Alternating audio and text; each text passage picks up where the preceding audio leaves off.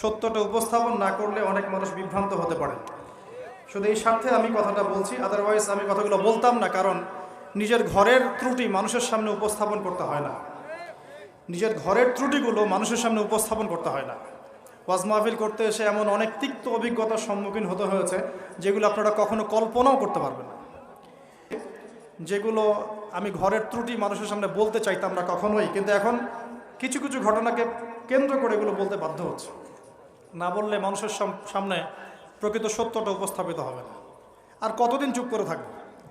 কত কিছু হয়েছে এই জীবনে ফেস করতে আপনি কল্পনা করতে পারবেন।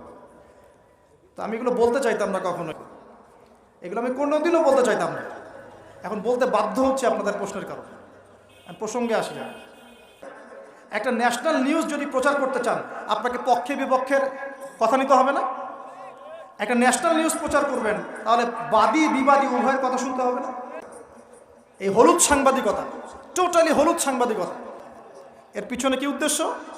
উদ্দেশ্য হচ্ছে 1 নাম্বার ওয়াজ মাহফিলকে বিতর্কিত করা। নাম্বার 1, 1 নাম্বার উদ্দেশ্য ওয়াজ মাহফিলের যে চলমান সিলসিলা বাংলার মাটিতে চলছে, এই চলমান সিলসিলাকে বিতর্কিত করা একটা প্রধান উদ্দেশ্য 1 নাম্বার। 2 নাম্বার, ওয়াজ মাহফিলে যেসব বক্তাদের মাহফিলে বেশি মানুষ আসে, এই বক্তাদেরকে জাতির সামনে এই বিতর্কিত করে উপস্থাপন করা।